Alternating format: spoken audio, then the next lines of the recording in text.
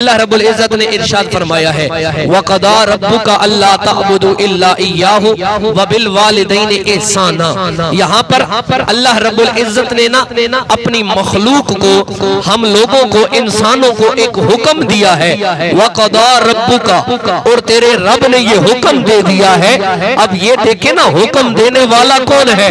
آج تو ہم لوگ اتنی بے راہ روی کے شکار ہیں کہ اولاد کے لیے والد بڑا درجہ رکھتا ہے، بیٹے کے لیے باپ کا بڑا مقام ہے، بیٹی کے لیے ماں اور باپ کا بڑا مقام ہے، لیکن افسوس صد افسوس جناب والا، ہم جتنی ویلیو اور ہم جتنی عزت پڑوسی کی بات کو دے لیتے ہیں، ہم جتنا وقار اور جتنی عزت دوست کی بات کو دے لیتے ہیں، بڑی معذرت کے ساتھ ہمارے لیے باپ کا کہنا اور باپ کا حکم اتنے آج مانے نہیں رکھتا، ہمارے لیے ماں کی بات اتنی ضروری نہیں ہے۔ محلے کی کسی اور خاتون کی بات کے لیے ہم کیا کرتے ہیں؟ اگر کوئی عورت، محلے کی کوئی عورت بھی ہمیں آواز دے دے تو اگر کچھ اچھی تربیت ہونا، اگر اچھی تربیت نہ بھی ہو، ابھی بھی اتنا حیا باقی ہے کہ ہم ایک قدم رک کے اس کی بات بھی سنتے ہیں، اور جب وہ بات کر رہی ہو اپنے سر کو بھی جھکا لیتے ہیں۔ تھوڑا بہت شرم حیا باقی ہو تو ہم نظروں کو بھی جھکا لیتے ہیں کہ یار غیر عورت کی طرف نظر بھی نہ جائے، میرا سر بھی اونچا نہ ہو، یہ نہ کہے کہ یہ کیسا لڑکا ہے۔ ارے سوچنے کی بات تو ہے میرے دوست، میرے جوان، اگر تیری میری نظر پڑوسی کے لیے جھکے، ماں کے لیے نہ جھکے، ہم کتنے بدقسمت ہیں، ہم کتنے بد نصیب ہیں۔ اگر تو اور میں دوستوں کے کام فوراً کر دے، اگر تو اور میں پڑوسی کا کام فوراً کر دے، اگر تو اور میں اپنے مالک کا کام فوراً کر دے، لیکن باپ کا کہنا نہ مانے، ہم سے بڑا بد نصیب کوئی نہیں ہے۔ اگر یار کا کہنا مان لے، بھائی کا کہنا نہ مانے، ہم سے بڑا بد نصیب کوئی نہیں ہے۔ اگر غیروں کی مدد کرے، باپ کے لیے دوائی کے پیسے نہ دے، ہم سے بڑا بد نصیب کوئی نہیں ہے۔ اگر غیروں کی امداد گھر میں جا کر کرے تو گھر میں لیٹی ہوئی بوڑھی کھانستی ہوئی ماں کی دوائی کا اہتمام نہ کرے تو ہم سے بڑا بد نصیب کوئی نہیں ہے۔ یار حکم ایک باپ کا ہوتا ہے، اگر تو اور میں اسے رد کرے، اس جہان میں بھی ذلت ہے، اگلے جہان میں بھی ذلت ہے۔ ایک حکم ماں کا ہے، اگر تو اور میں نہ مانے، یہاں پہ بھی بےزتی ہے، اگلے جہان میں بھی رسوائی ہے، لیکن یہ دونوں پیچھے ہیں۔ اس سے اوپر اور سب سے سچا، سب سے اونچا، سب سے بہتر، سب سے برتر، سب سے اعلیٰ، سب سے افضل اور سب سے جو بڑا ہے وہ خدا ہے۔ وہ خدا فرما رہا ہے وَقَضَى رَبُّكَ، تیرے رب نے تجھے حکم دے دیا اللہ تعبدوا، اس کے علاوہ کسی کی عبادت نہ کرنا، اس کے علاوہ کسی کی پوجا نہ کرنا، اس کے علاوہ کسی کی بندگی نہ کرنا، اس کے علاوہ کسی کے سامنے جھکنا مت۔ یاد رکھیے نماز کا حکم بھی ضروری ہے، تلاوت کا حکم بھی ضروری ہے، روزے رکھنا بھی فرض ہے، حج ادا کرنا بھی فرض ہے، لیکن سب سے بڑا فرض اور سب سے پہلی چیز جو ہے وہ خدا اور محمد مصطفیٰ کو ماننا ہے۔ اگر کوئی کہے میں نماز پڑھتا ہوں اللہ کو نہیں مانتا، میں روزے رکھتا ہوں اللہ کو نہیں مانتا، میں حج کروں گا اللہ کو نہیں مانتا، میں زکوٰۃ دوں گا اللہ کو نہیں مانتا، نہ نماز قبول ہے، نہ روزہ قبول ہے، نہ حج قبول ہے، نہ زکوٰۃ قبول ہے۔ پتہ چلا نماز تب قبول ہے پہلے خدا کو مانو، روزہ تب قبول ہے پہلے خدا کو مانو، حج تب قبول ہے پہلے خدا کو مانو، زکوٰۃ قبول ہے پہلے خدا کو مانو۔ اور وہ خدا کیا کہہ رہا ہے؟ اللہ تعبدوا الا ایاہ، مجھ سوا کسی اور کو ماننا تمہارے لیے کوئی ضروری نہیں ہے۔ توجہ ہے جناب والا، وہ کہہ رہا ہے سب سے پہلے مجھے مانو، نماز کا حکم ضروری لیکن پہلے اللہ کی توحید ہے، روزہ ضروری مگر پہلے اللہ کی توحید ہے، حج ضروری مگر پہلے اللہ کی توحید ہے۔ اور جہاں میرے مالک نے اس آیت میں توحید کا ذکر کیا، اب ایک اہم بات، اب اس کے بعد جو حکم ہوگا، میرے مالک کا تو ہر حکم ہی ضروری ہے، ہر حکم ہی اہم ہے، ہر حکم ہی بہترین ہے، مگر اس آیت میں رب کریم کیا کہہ رہا ہے؟ وَبِالْوَالِدَيْنِ إِحْسَانًا، پہلے خدا کو مانو پھر اپنے والدین کی مانو۔ مانا کرو. میں سادے لفظوں میں سمجھا رہا ہوں.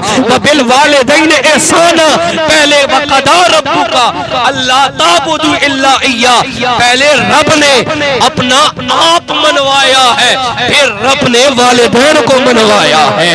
فرمایا وبالوالدین احسانا, والدین کے ساتھ حسن سلوک کرو, والدین کے ساتھ اچھا رویہ رکھو, والدین کی عزت کرو, والدین کی تکریم کرو, والدین کا حیا رکھو. سامعین ذی وقار, حضرت عبداللہ ابن عمر روایت کرتے ہیں, آپ ایک مرتبہ نا کسی جگہ پر تشریف لے گئے, وہاں ایک شخص آ کر حضرت عبداللہ ابن عمر, یہ حضرت عمر فاروق رضی اللہ تعالیٰ عنہ آپ کے بیٹے ہیں, ایک شخص آتا ہے, وہ آ کے حضرت عبداللہ ابن عمر رضی اللہ تعالیٰ عنہ آپ سے ملاقات کرتا ہے.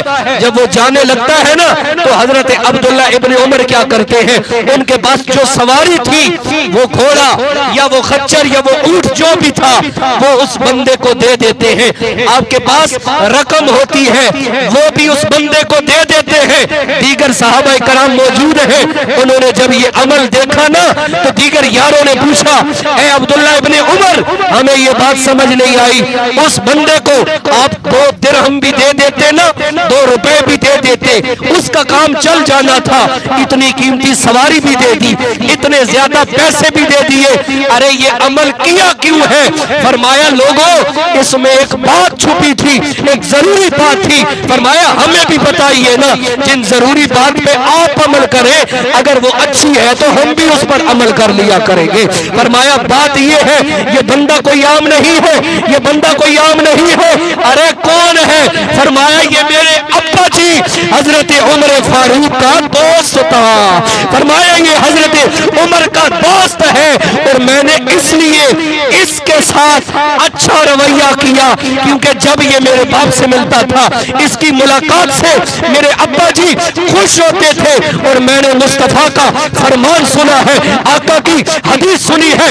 آقا نے فرمایا جب کوئی بندہ دنیا سے چلا جائے, اگر تمہارے والدین دنیا سے چلے جائیں, پھر بھی اگر تم چاہو نا کہ میں آج بھی باپ کی خدمت کر لوں, اگر ماں چلی گئی پھر بھی تم چاہو نا میں آج بھی اماں جی کی خدمت کر لوں. حضرت عبداللہ ابن عمر فرماتے ہیں, میں نے مصطفیٰ کی حدیث سن رکھی ہے, جس نے باپ کے مرنے کے بعد باپ کے بھائی یا باپ کے دوست کی عزت کی, گویا اسے ثواب والد کی خدمت اور عزت کرنے کا مل رہا ہوگا. فرمایا اگر ماں مر جائے, ماں کے مرنے کے بعد خالہ کی عزت کرنا اور ماں کی سہیلیوں کی عزت کرنا, عزت تو تم خالہ کی کر رہے ہوگے, خدمت تو تم خالہ کی کر رہے ہوگے, مگر رب کریم اجر تمہیں ماں کی خدمت کرنے کا عطا فرما رہا ہوگا.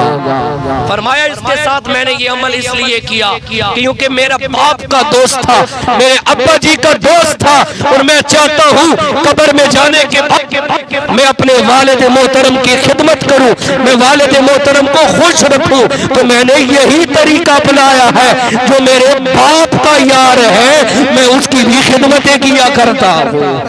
افسوس آج ہم نے تو والدین کو چھوڑ دیا, افسوس آج ہم نے تو والدین کو ترک کر دیا. آج میں کسی شخص کا ایک کال پڑھ رہا تھا, بڑی پیاری بات لکھی ہے. آج ہم میں سے ہر بندہ چاہتا ہے کہ ہم اپنی اولاد کے لیے سب کچھ وار دیں. بڑی معذرت کے ساتھ یہ اکثر ٹرینڈ ہے, جیسے ہی بیٹے کی شادی ہوتی ہے, بیٹا ماں سے جدا ہو جاتا ہے, بیٹا باپ سے جدا ہو جاتا ہے. بات کیا بھائی شرعی مسئلہ ہے کہ عورت اگر کہے علیحدہ گھر اس کا حق ہے, اسے دینا چاہیے. میں بھی تسلیم کرتا ہوں, اس میں دو رائے نہیں ہے, آنے والی کا اپنا حق ہے. لیکن یاد رکھیے نکاح کرنے کے بعد آپ سے اور مجھ سے والد کی ذمہ داری ختم نہیں ہو جاتی. نکاح کرنے کے بعد آپ سے اور مجھ سے والدہ کی ذمہ داری ختم نہیں ہو جاتی. جس طرح آپ پر فرض ہے بیوی کا خرچ مکمل کرنا, جس طرح آپ پر فرض ہے اولاد کا خرچ مکمل کرنا, اسی طرح فرض ہے والد کی دوائی کا اہتمام کرنا, والد کے عید کے کپڑوں کا اہتمام کرنا, والد کے لیے عید پہ जूते खरीदना, वालदा की दवाई का एहतमाम करना, वालदा के लिए कपड़े खरीदना, वालदा की जरूरियाती जिंदगी मुकम्मल करना। मैं ये कहना चाहता हूँ, हम में से हर बंदा चाहता है कि हमारी औलाद हमारी फर्माबरदार हो। मैं मिसाल देना चाहता हूँ, अगर बात समझ आ गई तो सारी जिंदगी मुझे दुआ देंगे। अगर आप चाहते हैं ना कि हमारी औलाद अच्छी हो, औलाद फल होती है, तवज्जो है जनाबे वाला, आपकी औलाद आपका फल है और फल हमेशा दरख्त पर लगता है। याद रखिएगा, आपके वालिदैन वो दरख्त है जिस दरख्त की वजह से तुम इस काबिल हुए कि तुम्हें औलाद, अल्लाह ताला ने औलाद जैसा मीठा मेवा अता फरमा दिया है, औलाद जैसी दौलत अता फरमा दी है। अगर आप चाहते हैं कि आपका फल मीठा हो, अगर आप चाहते हैं आपका फल अच्छा हो, फिर उस दरख्त के बारे में सोचें जिस दरख्त की वजह से आज वो फल लग रहा है। मेरी मुराद वो दरख्त कोई और नहीं, वो दरख्त आपका बाप है, वो दरख्त कोई और नहीं, वो दरख्त आपकी वालिदा है। अगर आप उस दरख्त के पानी का बेहतरीन एहतमाम करेंगे, दरख्त जितना मजबूत होगा उसका फल उतना लजीज होगा। यानी अगर आप वालिद और वालिदा की खिदमत कर लेंगे, अल्लाह ताला औलाद को आपकी खिदमत में लगा डालेगा। लेकिन अगर ये सोच ले कि प्यो दी तो करने दी लोड़ नहीं, अम्मा जी की जरूरियात पूरे करने की जरूरत नहीं, और मेरा बच्चा मैंने बेहतरीन स्कूल में डाला है, मैंने उसे अच्छे इंग्लिश स्कूल में डाला है, अच्छे मदरसे में भी डाला है, बड़ी माजरत के साथ सर से दुआ लेने के लिए मेरा गुमान नहीं है। अगर औलाद खुद वालिदैन की नाफरमान हो, चाहे बच्चे को जितना अच्छा पढ़ा ले, ये मकाफात अमल है, वो बेटा कभी भी आपके हक में अच्छा नहीं हो सकता, क्योंकि आपने जो बोया है उसे काटने का भी तो वक्त आने वाला है ना। अगर आप वालिद की खिदमत करेंगे, चाहे आपका बेटा नशई ही क्यों ना हो जाए, अल्लाह उसके दिल में आपकी इज्जत को जरूर डाल देगा। बड़ी माजरत के साथ आज हम वालिदैन से बहुत दूर हो चुके हैं, हम में से वालिदैन की खिदमत करना बहुत कम हो गया है। एक सहाबी हाजिर हो हुजूर अलैहिस्सलाम की बारगाह में आके अर्ज करते हैं, या रसूल अल्लाह, मुझे पता चला है कि सहाबा जिहाद में जा रहे हैं, काफिरों के खिलाफ लड़ने के लिए तलवार लेकर। हुजूर ने फरमाया हाँ जा रहे हैं, हदीस का मफहूम पेश कर रहा हूँ। अर्ज किया गया, या रसूल अल्लाह, मुझे इजाजत दीजिए, मैं भी जिहाद के लिए जाता हूँ और वहां जाकर दुश्मनों को मारूंगा, काफिरों को मारूंगा। आका अलैहिस्सलातु वस्सलाम ने पूछा, ये बता क्या तेरे वालिद या वालिदा है? जी या रसूल अल्लाह, जिंदा है। फरमाया फिर तलवार लेके जाने की जरूरत नहीं है, तू घर जाके वालिद और वालिदा की खिदमत कर, अल्लाह इनकी खिदमत की वजह से तुझे जिहाद का सवाब अता फरमा देगा। अगर आप वालिद और वालिदा को छोड़ के उम्रे करते हैं, बड़ी माजरत के साथ खाली काबे के चक्कर है, अगर माँ की दवाई का पैसा घर नहीं रखा, उम्रे पे चले गए, क़यामत के दिन ये उम्रा तेरे मेरे मुंह पे मारा जाएगा। अगर वालिद और वालिदा घर में तड़प रहे हैं, जरूरियाती जिंदगी के पैसों के लिए दर दर पे तरस रहे हैं, धक्के खा रहे हैं, आप 15 लाख का हज भी कर ले, बिल्कुल कबूल नहीं है, बिल्कुल कबूल नहीं है। फरमाया 3 किस्म के लोग ऐसे होते हैं जिनकी अल्लाह दुआ फौरन कबूल कर लेता है। या रसूल अल्लाह, कौन से? फरमाया एक वो बंदा जिस पर जुल्म किया जा रहा है, यानी मजलूम है, जब वो अल्लाह ताला की बारगाह में दुआ मांगता है, अल्लाह फौरन उसकी दुआ को कबूल फरमा लिया करता है। फरमाया दूसरा वो बंदा जो मुसाफिर है, जो सफर पे जा रहा है, किसी भी सफर के लिए, नेक सफर के लिए रवाना या कारोबार जिंदगी के किसी सफर के लिए रवाना, चूंकि वो मौत की सवारी पर है, फरमाया वो जो भी दुआ करता है अल्लाह वो भी कबूल फरमा लिया करता है। फरमाया तीसरा, बाप जो अपने औलाद के हक में दुआ करता है, अल्लाह उस दुआ को भी फौरन कबूल फरमा लिया करता है। ये याद रखिए, मैं ये अर्ज कर रहा हूँ, आप चाहे जितने बड़े आस्थाने के साथ ताल्लुक रखते हैं, आपका पीर, आपका मुर्शिद चाहे जितना ही कामिल क्यों न हो, जितनी भी बड़ी गद्दी का सजादे नशीन क्यों न हो, उनका मकाम, उनकी इज्जत, उनका वकार अपनी जगह جگہ، لیکن اگر باپ کی خدمت کے لیے پیسے نہیں نکالے، مرشد کی خدمت کے لیے پیسے پیش کیے، ایسا ہدیہ ولی کامل کی بارگاہ میں بھی قبول نہیں ہوا کرتا۔ اگر وہ ولی کامل ہے، ایسا پیسہ وہ اپنی بارگاہ میں قبول نہیں کرتا، ان کی بارگاہ میں قبول نہیں ہوتا۔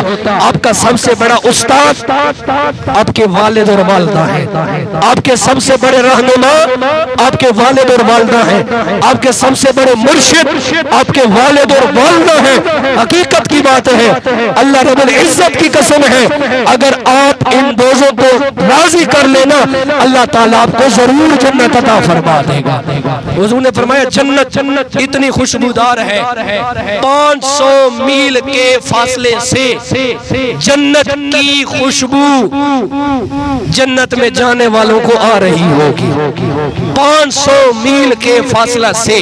لیکن حضور نے فرمایا جو والدین کا نافرمان ہوگا، 500 میل کے فاصلہ سے بھی اسے جنت کی خوشبو محسوس نہیں ہوگی، نہیں ہوگی، نہیں ہوگی، کیونکہ جنت میرے اللہ کی نعمتوں میں سے ایک نعمت ہے۔ اس حدیث کا مطلب یہ ہے جو والدین کا نافرمان ہوگا، اللہ اپنی نعمتیں ان سے دور کر لیا کرتا ہے۔ اور ایک آخری حدیث مبارکہ، حدیث پاک میں آتا ہے کہ جو بندہ چاہتا ہے اس کے رزق میں برکت ہو، جو بندہ چاہتا ہے اس کی عمر میں برکت ہو، کیا عمل کرے؟ رزق بھی بڑھ جائے، عمر بھی بڑھ جائے، فرمایا کچھ نہ کرے، بس والدین کی خدمت کرے، اللہ رزق بھی بڑھا دے گا، اللہ عمر میں بھی برکت فرما دے گا۔ جن کے گزر گئے میں نے حدیث پیش کر دی، آپ ان کے دوستوں کے ساتھ، باپ کے دوست کے ساتھ، باپ کے بھائی کے ساتھ وہی رویہ رکھیں۔ یہ ان کے لیے جن کے گزر گئے ہیں، اور جن کے موجود ہیں آج بھی وقت ہے، آپ خدمت کر لیں، ان کی خدمت کر کے جنت کو کما لیں، ان کی خدمت کر کے جنت کو بنا لیں۔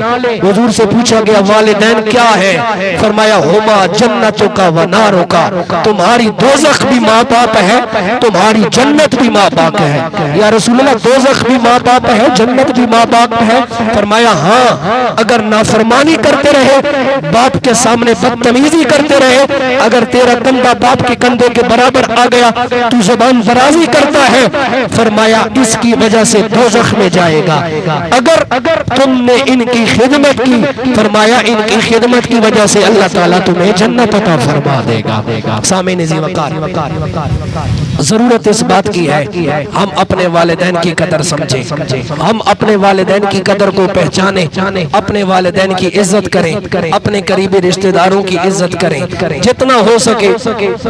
کمی ہر انسان میں ہے، اگر کوئی رشتہ دار غلطی کر بھی بیٹھے اسے معاف کر دیا جائے، اگر کبھی آپ سے غلطی ہو جائے ان سے جا کر معافی مانگ لیں، بعد میں جنازوں پہ آ کے رونے کا کوئی فائدہ نہیں، بعد میں چارپائی کے پاؤں پکڑ کے رونے کا کوئی فائدہ نہیں، معافیاں مانگنے کا کوئی فائدہ نہیں۔